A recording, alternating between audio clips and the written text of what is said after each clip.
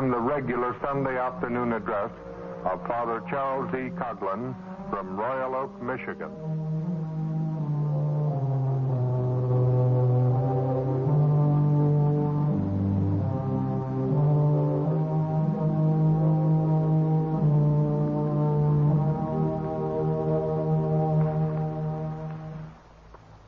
Greetings, ladies and gentlemen, from Father Coughlin, the pastor of the Shrine of the Little Flower at Royal Oak, Michigan. As you know, these broadcasts are made possible and are paid for at full commercial rates because of the magnificent support which you have extended to Father Coughlin directly and because of your support of Social Justice magazine. May I tell you something about the financial setup of this publication? Social Justice Publication is a corporation, a profit corporation. However, in the past and in the future, just as long as Social Justice is printed, every penny of profit derived from its being published goes entirely and without any reservation to Father Coughlin to enable him to bring this weekly message to you. And something else of interest. Father Coughlin and the directors of Social Justice Publishing Corporation realized that this publication must expand. And by expand, I mean that it must enlarge its editorial staff. It must perfect its presentation. It must establish more offices. Within the month, all this will be done. More editors, specialists in politics, in economics, in foreign affairs, and more reporters are being engaged at the moment. And editorial offices are being organized in New York City and Washington. Ladies and gentlemen, you and your subscriptions have made this possible. Thank you. Thank you 1,000 times. And in this struggle to preserve Christianity and Americanism, the procedure will not become easier. We must support Father Coughlin and protect him as he carries on this contest. Protect him legally, financially, and in every other manner. But enough of this.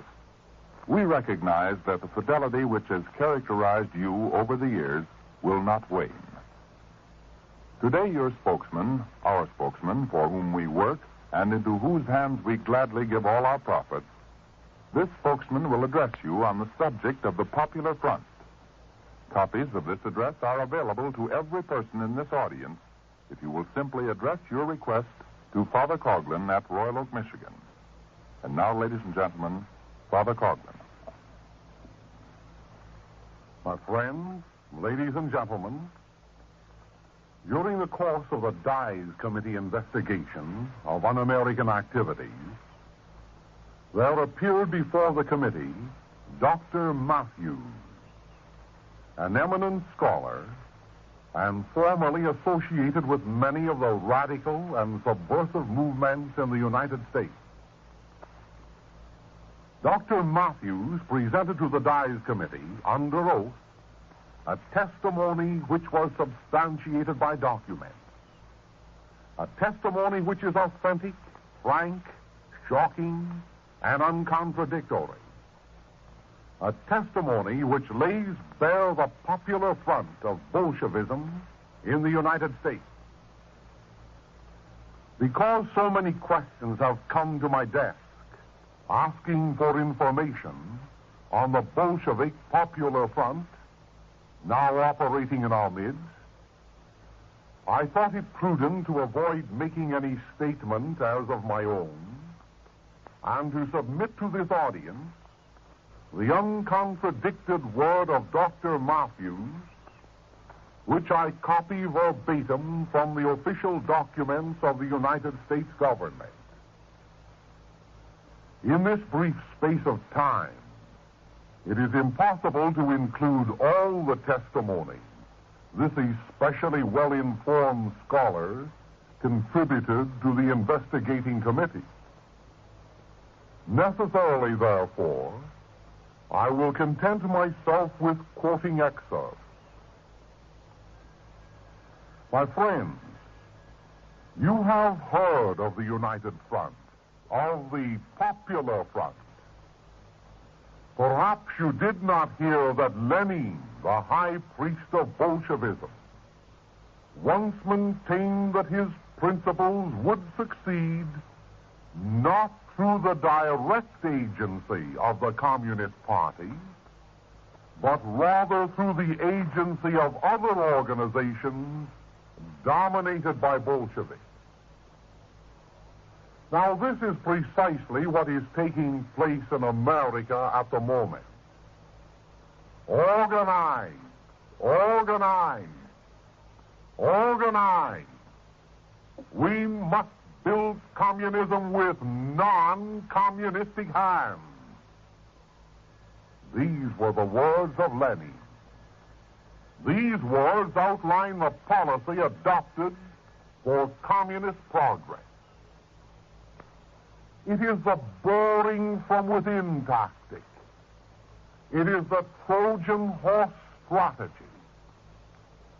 Yes, organize, organize, organize. We must build communism with non-communistic hands. How well Lenin and his disciples have succeeded will be exemplified in the words of Dr. Matthews, who admittedly was one of the organizers, one of the borers from within, one of the soldiers of destruction hidden within the stomach of the Trojan horse. Dr. Matthews said, quotation, "The Communist Party relies for its extensive influence in public affairs on the tactic which is known as the United Front. It is by the means of this device that the party's influence reaches far beyond its immediate enrolled membership. Nothing is more essential to a thorough understanding of communist methods and purposes than a detailed knowledge of the United Front.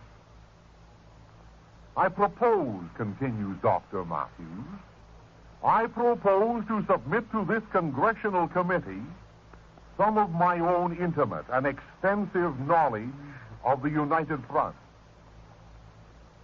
For a period covering the years 1932 to 1935, it is doubtful whether any other person in this country was associated more prominently than I with the Communist Party's so-called innocent club. That the Bolsheviks have not neglected the youth of the nation is evident from the many organizations established for their perversion. Passing over the Student Congress Against War, the National Student League, the American Student Union, I shall quote Dr. Matthews first on the American Youth Congress in which he was interested, one of the arms of the Popular Front. As you know, ladies and gentlemen, this organization, the American Youth Congress, has been in existence for 5 years. It has passed many resolutions against fascism and Nazism. At its recent national convention, and specifically at the plenary session of all the delegates to the Congress, held Monday morning, July 3rd, a resolution condemning communism was submitted by William T. Ball. This resolution was rejected by the Youth Congress, which eventually went on record as refusing to pass any clear-cut condemnation of communism. Now, Dr. Matthews says of this well-advertised organization, quotation, "Closely associated with the American Student Union and deriving much of its impetus and direction from it is the American Youth Congress. According to the official version of its history, the idea and plan for an American Youth Congress were conceived 4 years ago by one Viola Illma, who was alleged to have brought back fascist sympathies from a trip to Europe. In one of its pamphlets entitled Youngville, USA, the American Youth Congress has the following to say about Miss Ilma. She invited representatives from national youth organizations, reaching all the way from the Boy Scouts to the Young Communist League. Her arrangements were remarkably efficient and all-inclusive. And that was her mistake.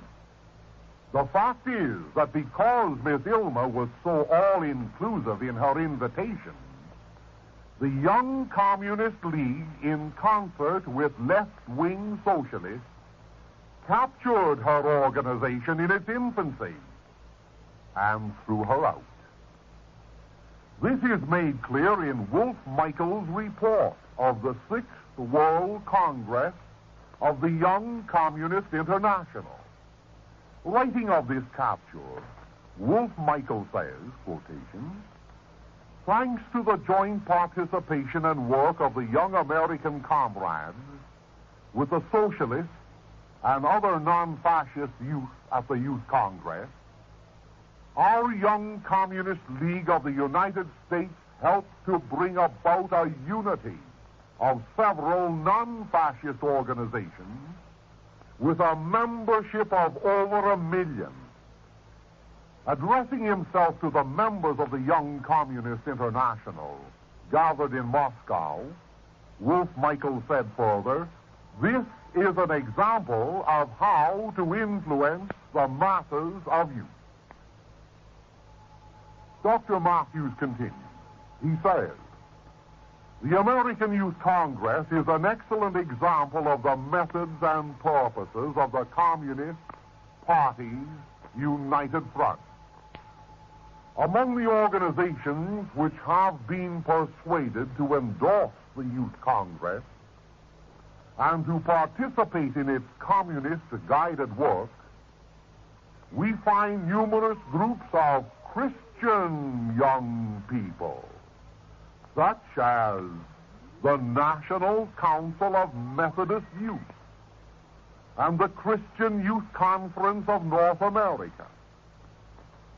Among the individuals sponsoring the Youth Congress as members of its so-called National Advisory Committee, we find, in addition to the usual left-wingers who appear frequently on United Front committees, the names of Ralph S. Cushman, Bishop of the Methodist Episcopal Church, Hal G. Hoffman, Governor of New Jersey, Henry Noble McCracken, President of Vassar College. Ostensibly, these organizations and individuals are associated with a youth organization which is dedicated to peace as one of its major goals. But actually they are being made the innocent dupe of a carefully contrived communist maneuver. By peace, as the communists understand it and work for it, is meant a breathing spell during which the world revolution of the proletariat may be prepared. Wolf Michael, in his report, continues Dr. Matthews, from which I have already quoted, declares that the American Youth Congress fights for peace because, among other things, it means that the world proletariat is given still more time to rally its forces for the final overthrow of capitalism. Perhaps the largest popular front group dominated by communism, ladies and gentlemen, is the League for Peace and Democracy. It boasts of more than 4 million members. It parades under a most plausible name. It has for spokesmen, oftentimes, gentlemen of the cloth from practically every denomination. And it has lured into its membership many honest and sincere persons. Of the League for Peace and Democracy, Dr. Matthews says, quoting, "The American League Against War and Fascism is the most ambitious and influential of all the communist united fronts launched in this country. The name of the organization, I hardly need to remind this committee, was changed last winter to the American League for Peace and Democracy. For brevity's sake, I shall hereafter speak of this united front as the American League. The American League for Peace and Democracy now claims 4 million adherents in this country. The extent of its influence is perhaps better measured by the fact that it has recently obtained the endorsement for its parade on August 6th of this year of the Solicitor General of the United States than by its claim of 4 million adherents. It also numbers among its supporters in one way or another high personages whose names I prefer not to mention. In September 1933, continues the doctor, a dingy old hall known as St. Nicholas Arena in New York City housed the United States Congress Against War. I presided over that meeting. This Congress Against War was planned by an arrangements committee of which I was the chairman. The sessions of this arrangements committee were held twice a week throughout the summer of 1933. The United States Congress Against War set up the American League for Peace and Democracy and selected me as its first national chairman. The nations of the world were bristling with new armament. The threat of a new world war was increasing every year. Japan had seized Manchuria, Hitler had come to power in Germany, and Mussolini was rattling the saber with increased vigor. Our new organization, the American League, was set up for the purpose, or so it appeared on the surface, of enlisting millions of Americans to stop the drift to war and fascism. Our ostensible aim was to mobilize the peace sentiments of Americans into a powerful single force of public opinion. This, at least, was our story for publication. We set out to obtain the support of peace organizations, churches, trades and labor unions, and fraternal bodies. Every group, in fact, in which we could find any sentiment against war and fascism was the object of our solicitation. So we interviewed clergymen, college professors, professional leaders, and labor unionists, asking them to speak for us or to lend us their names as members of local committees. All of these things were on the surface. But now for the inside facts about the American League for Peace and Democracy. The decision, continues Dr. Matthews, the decision to set up the American League was actually made in Moscow. It all started with the triumph of Hitler in Germany. Hitler's rule spelled the disastrous defeat of the communist movement in Germany. It also marked the complete failure of the foreign policy of the Communist International in other countries of the world.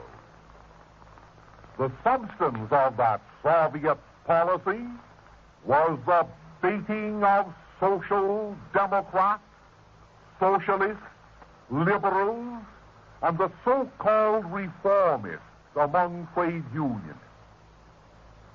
Moscow declared that these, rather than the fascists, were the chief enemies of communism. They were dubbed social fascists and were everywhere attacked and slandered. The result of that policy had left the communists a weak and isolated sect. In Germany, the Communist Party faced annihilation. In France, the United States, and Great Britain, it had no substantial influence. Moscow foresaw a military showdown with Hitler.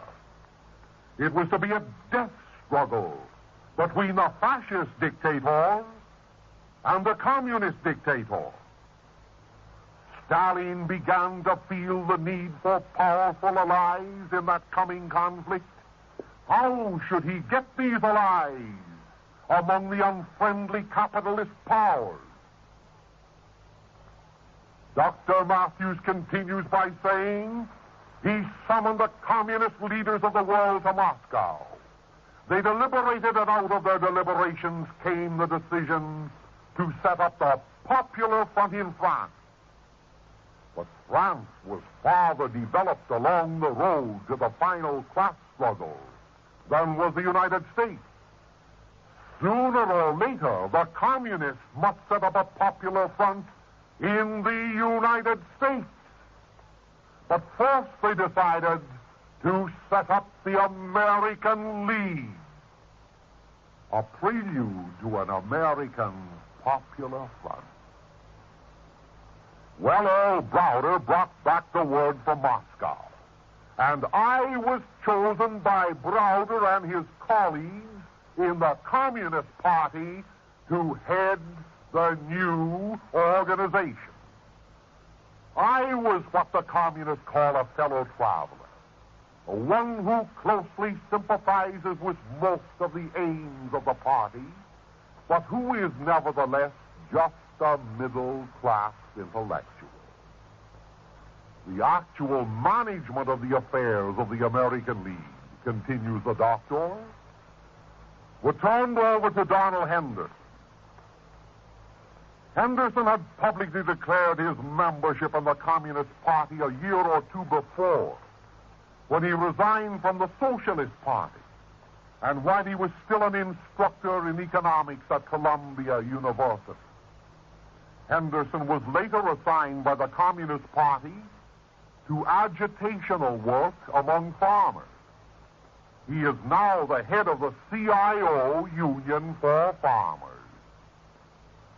He has lately been active among the pecan workers of Texas. He is now the head of the United Cannery, Agricultural, Packing, and Allied Workers of America, which is affiliated with the CIO. Those are Dr. Matthews' words. The doctor continues.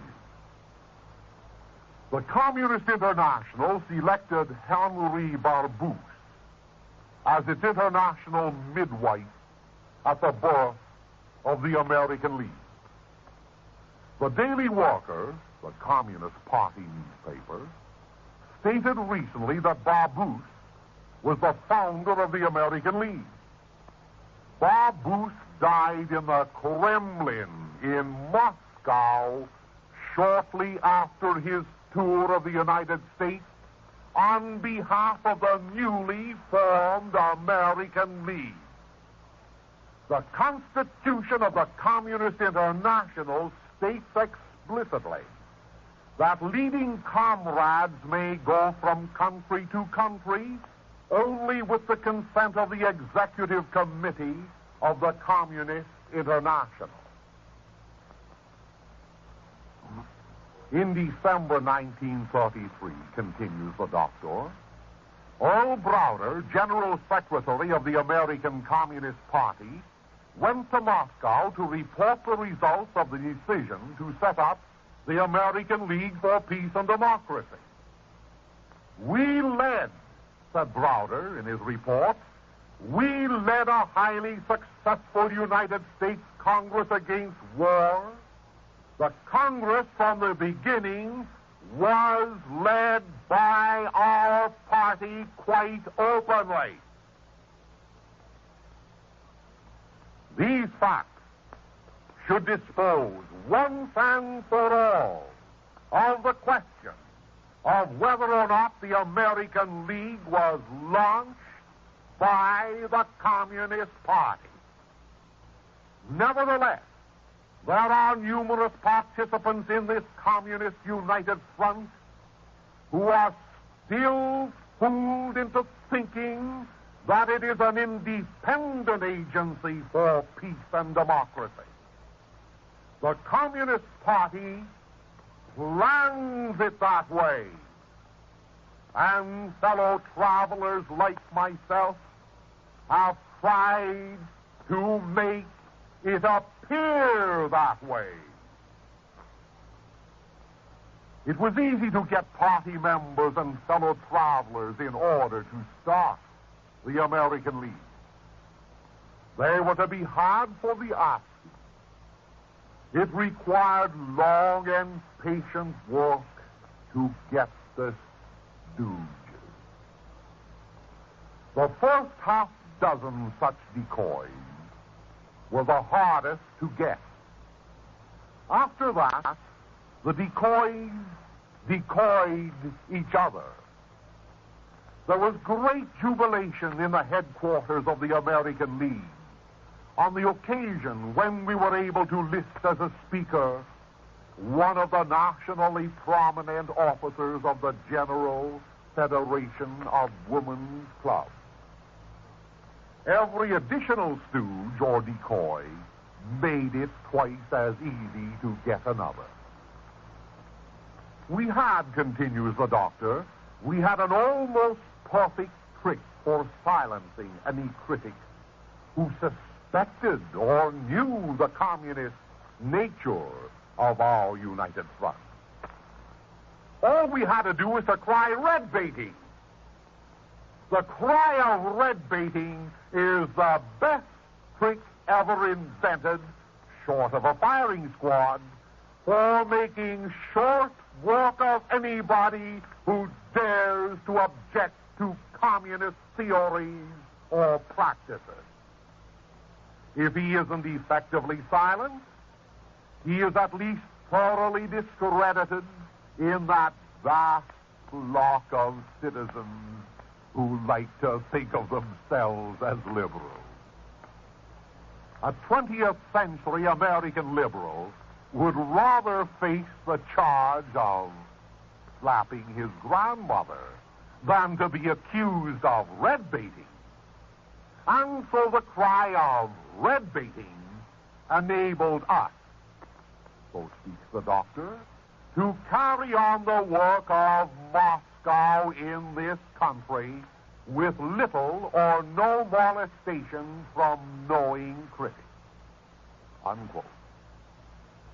Ladies and gentlemen, the factual, uncontradictable testimony of Dr. Matthews, who was one of the chief factors in forming and operating the League for Peace and Democracy, that testimony cannot be set aside lightly. He should know of what he speaks. The American League for Peace and Democracy is very active today, desperately active to save its existence. Hundreds of informed clergymen have deserted it. Thousands of awakened citizens have abandoned it. Oh, it's pitiful, but just to read how its present radical officers plead in vain to American Christians for money to carry on their Bolshevik propaganda. But let us continue with Dr. Matthews' expose of the League for Peace and Democracy.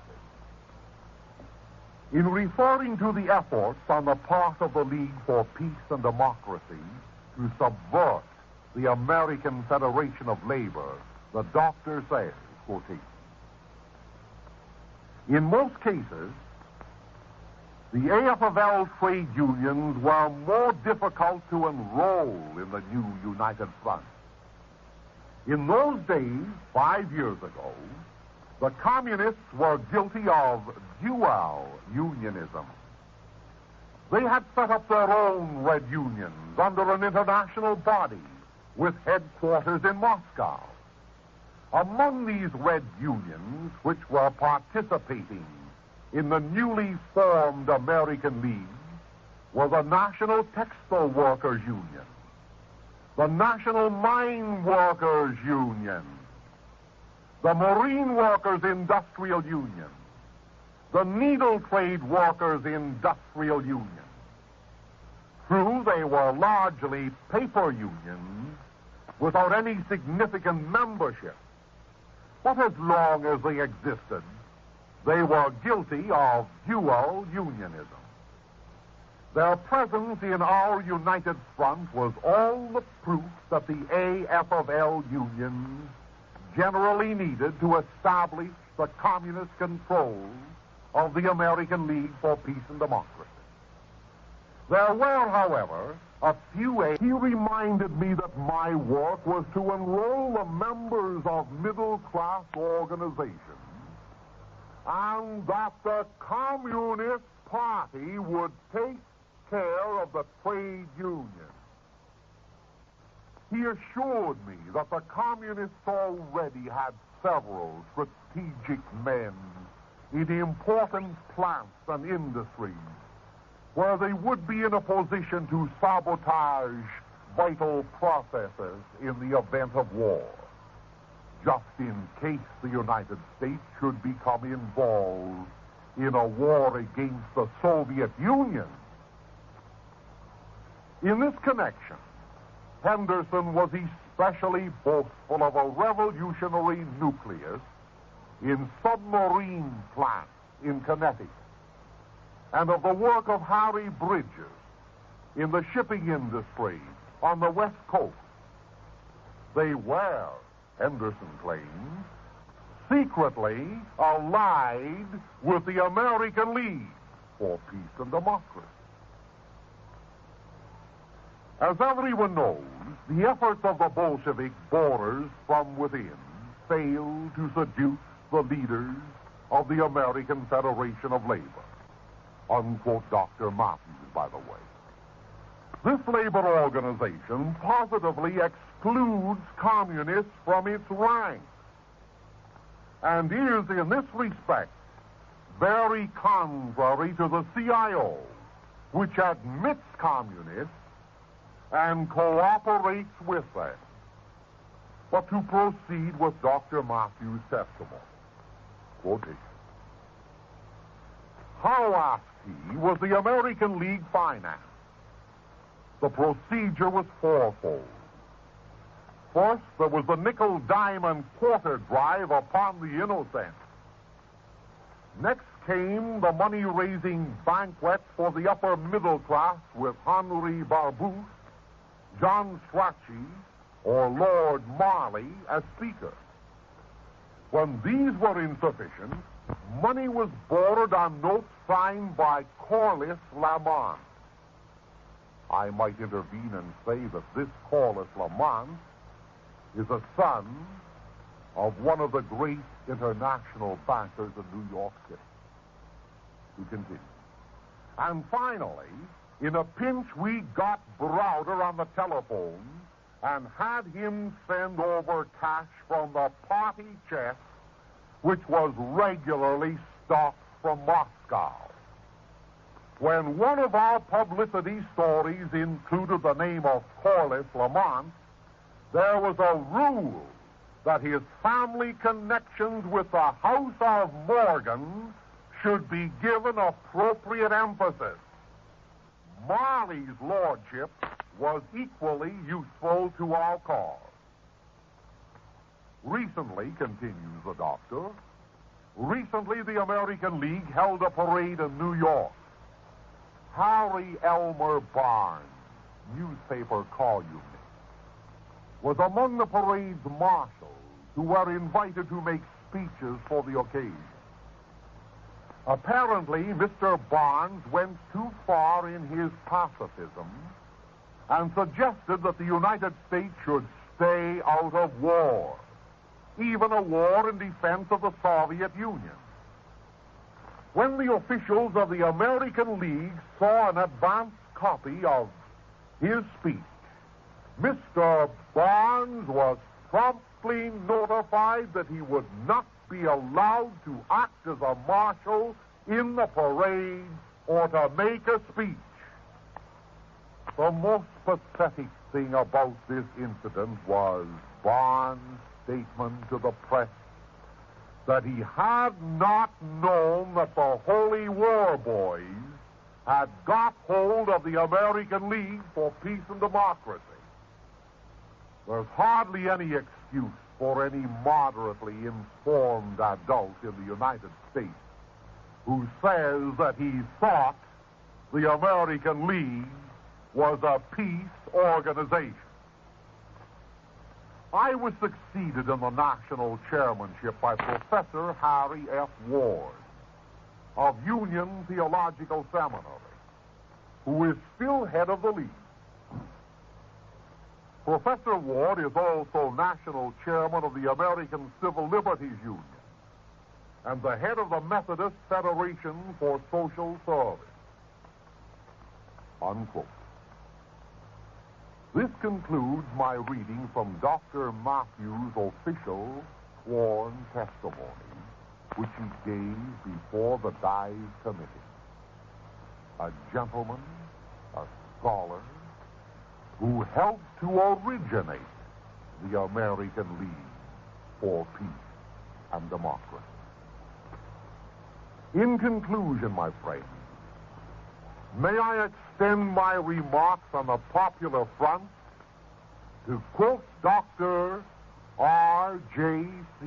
Dorsey, whose memorable address, now incorporated in the Congressional Records, of August 3rd, 1939, deals with the subversion of youth in America.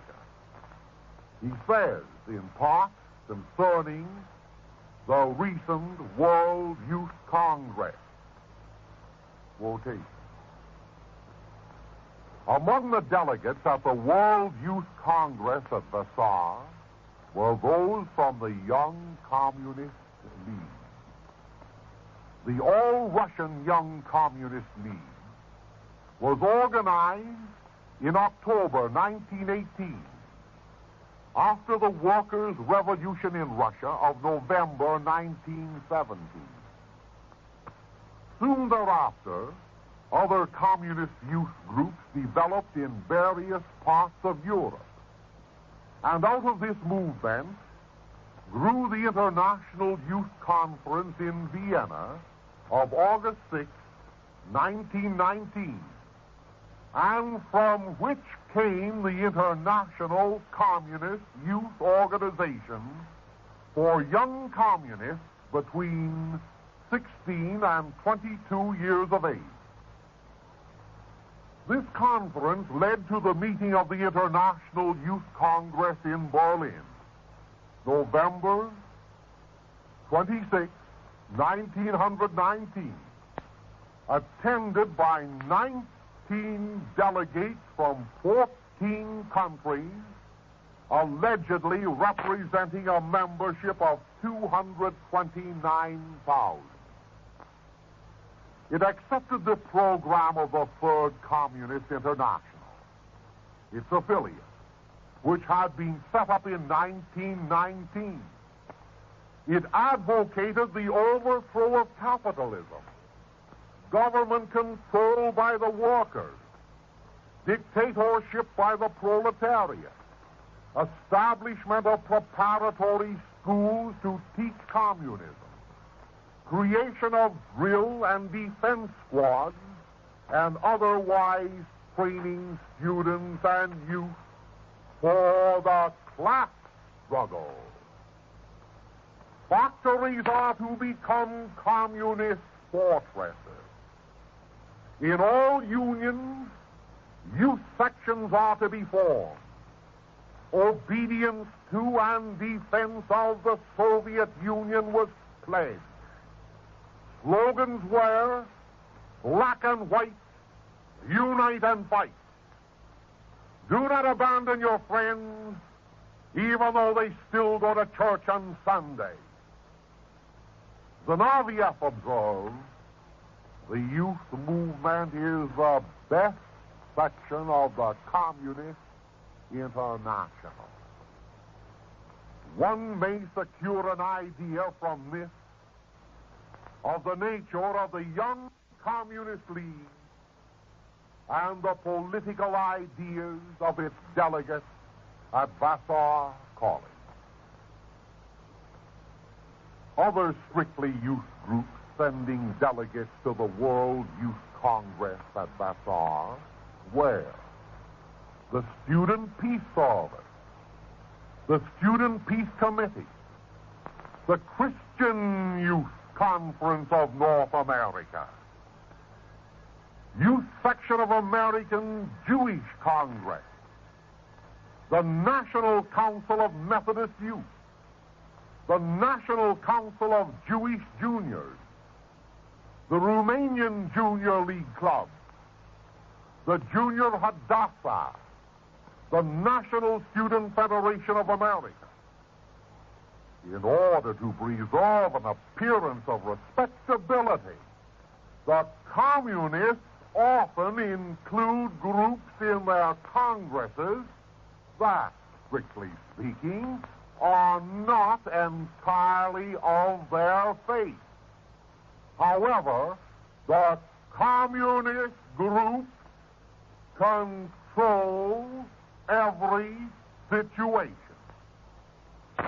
The American League for Peace and Democracy, continues Dr. Dorsey, has a youth section national committee.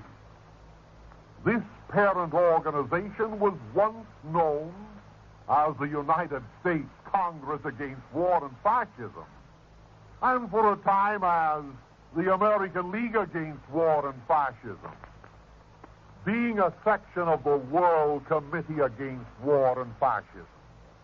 But now, the World Committee for Peace and Democracy. Well, the United States branch is one of 33 nationals that the radicals have organized in 35 different countries.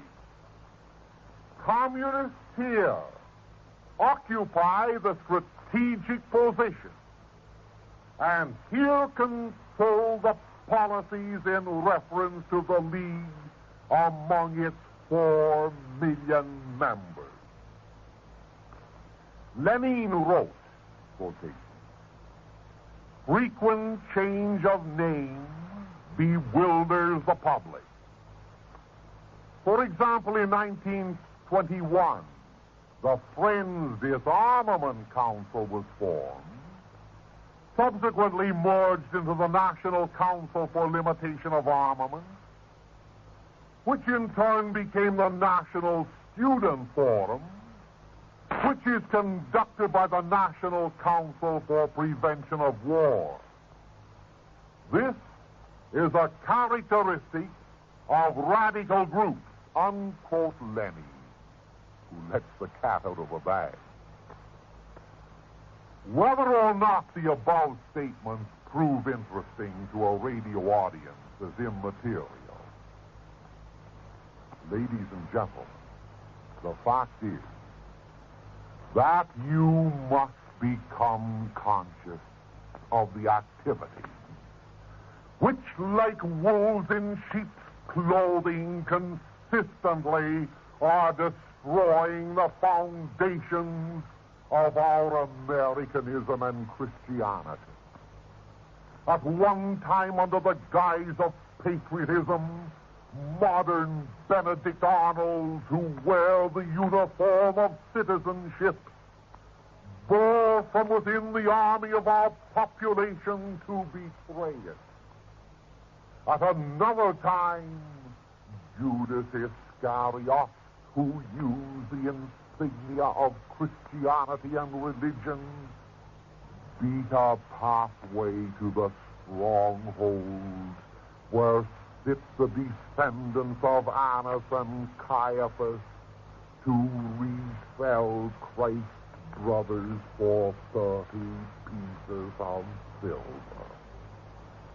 At no time in the history of the world, and at no time in the history of this country, will we be free from the Arnolds and the Iscariots.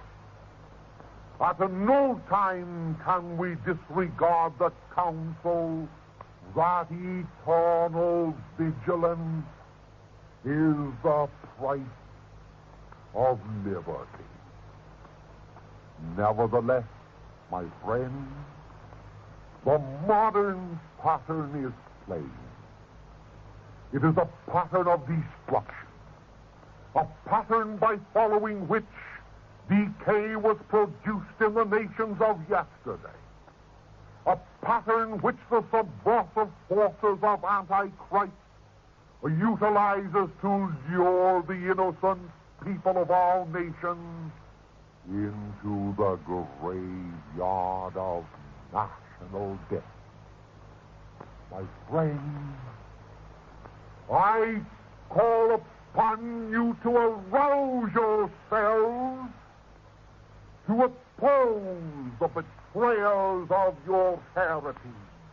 And I ask, if the enemies of our Americanism and Christianity have been successful in building up a following of millions of propagandized supporters, is it not right and just for us to organize a counterforce to forfend their attacks?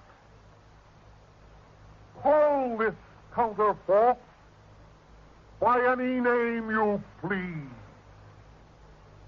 but organize yourselves under competent leaders who are well informed and well disciplined in their lives.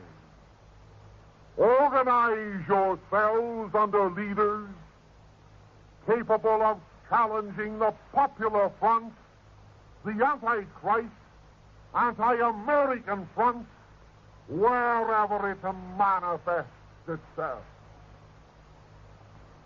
There are at least 60 well-established committees and organizations and societies and leagues incorporated in the so-called Popular Front in these United States. These 60 subversive, pink or red or brown, anti-Christian and anti-American cults challenge you. And what do I say? Only this: march them committee for committee, society for society, league for league. Match them in your communities, your schools, your colleges, and your churches. But match them and beat them, not with a whip of physical force, but with a sword of justice and of peace. And what does all this mean? Certainly, this means a division. Certainly, This calls for a separation of the sheep from the goats. Certainly, this demands suffering and sacrifice on your part.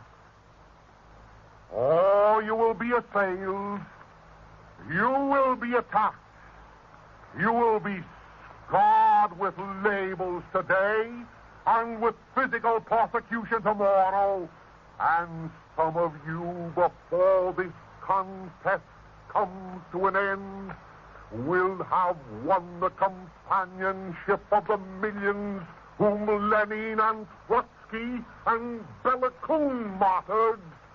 Yes, some of you clergymen listening to me may even win the crown of martyrdom which was placed upon the brow of Michael Pro of Mexico, the same crown gained by the martyred priests of Spain.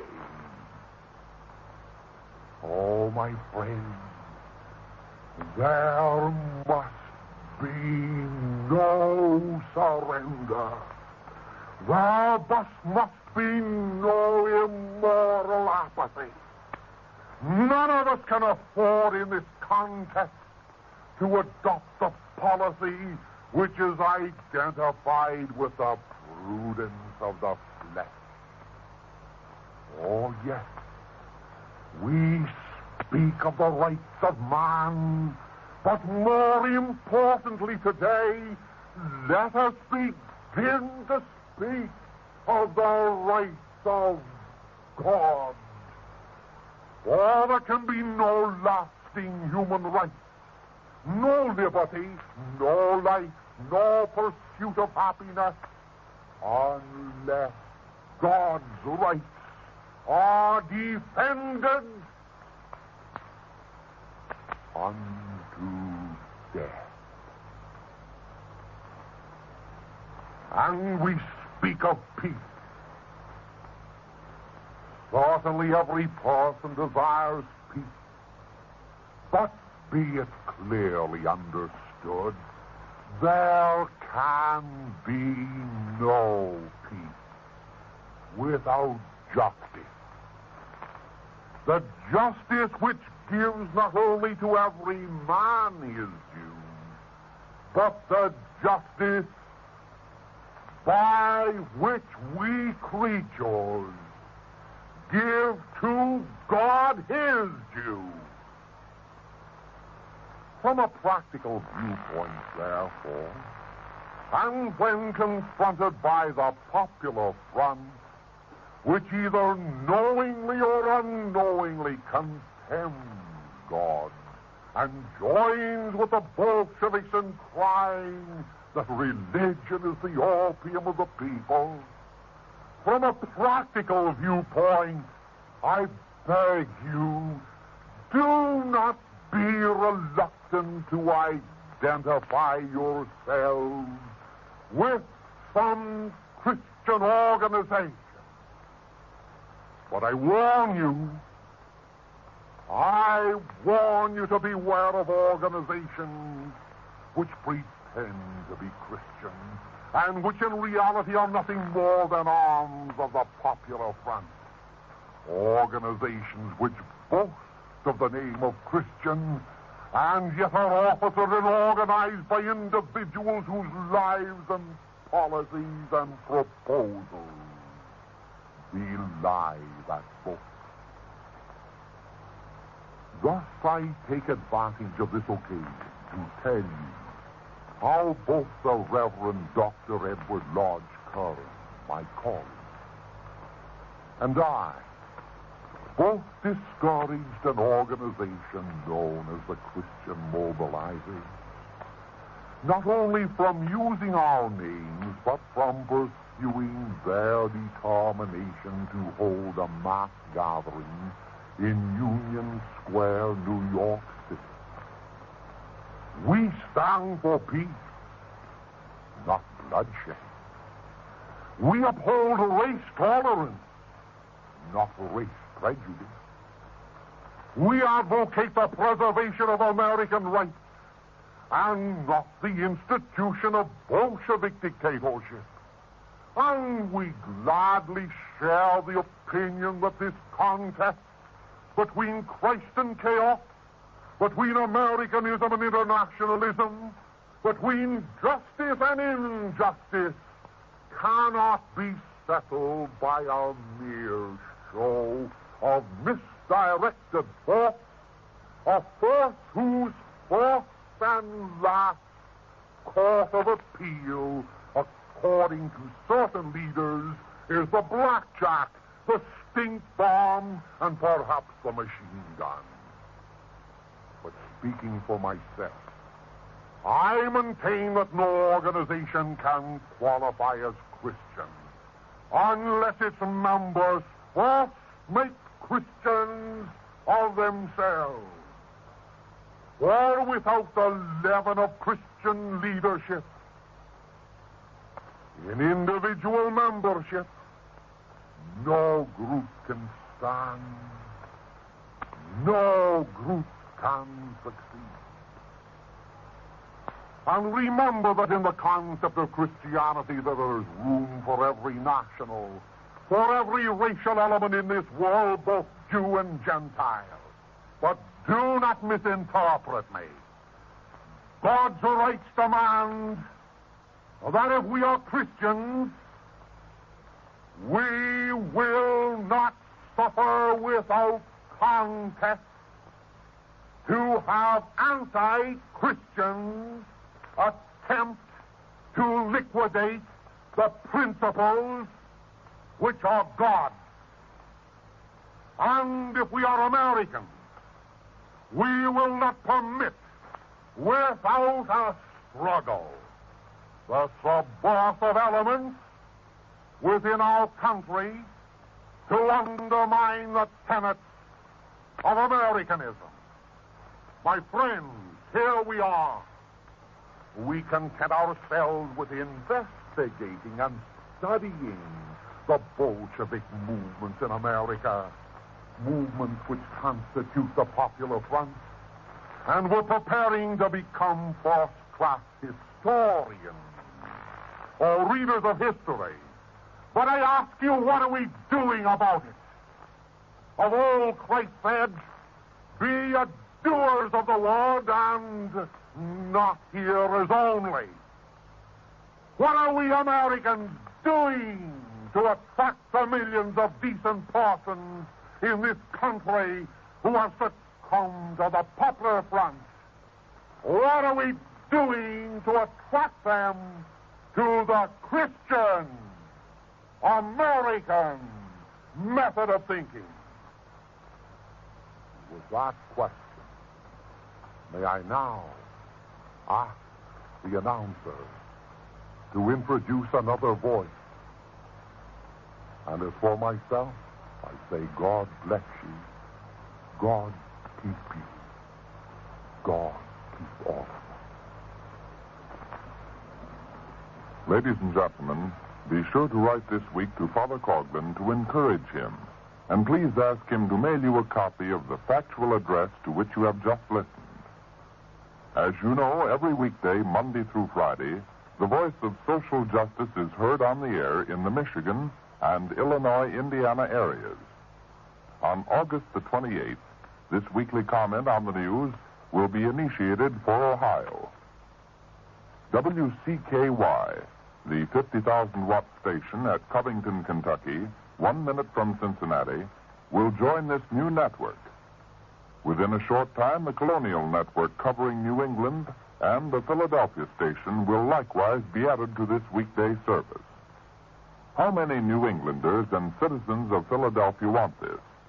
Well, here is a sample of the voice of social justice. Well, ladies and gentlemen, you have all probably heard that America is the land of free speech, but evidently this statement doesn't apply to New York.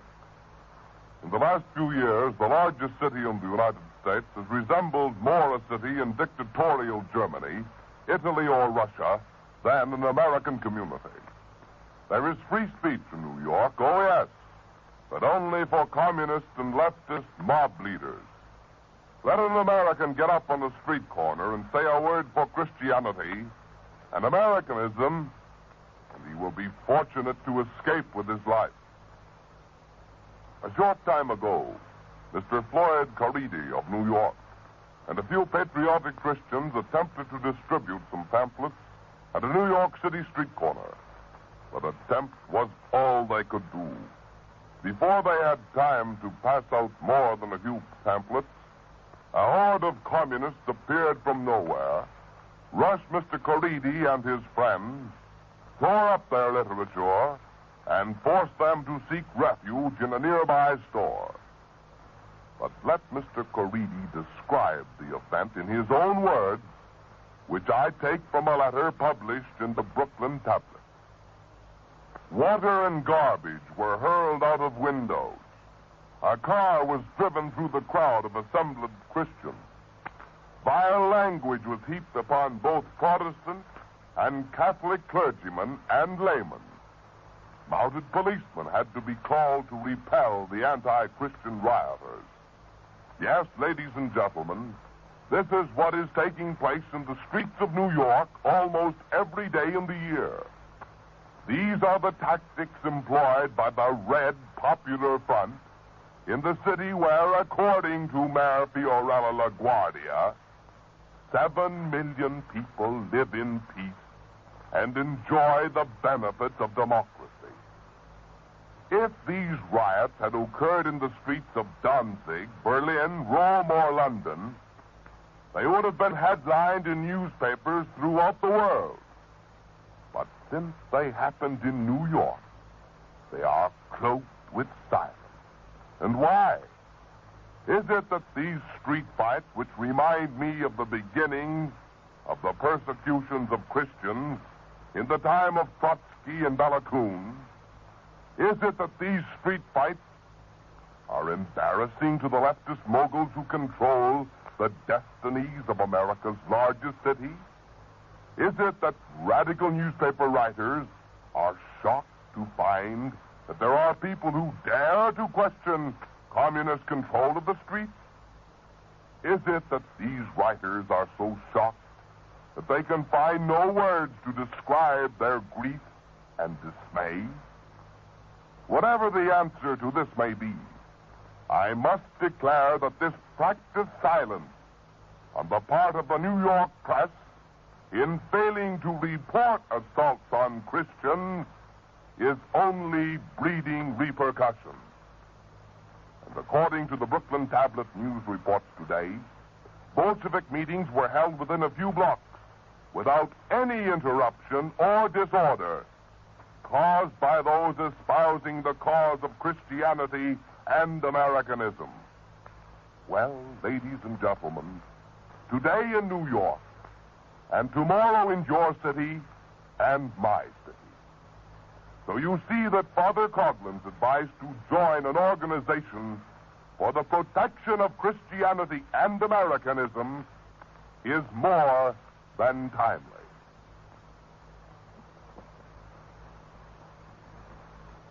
Ladies and gentlemen, next Sunday afternoon,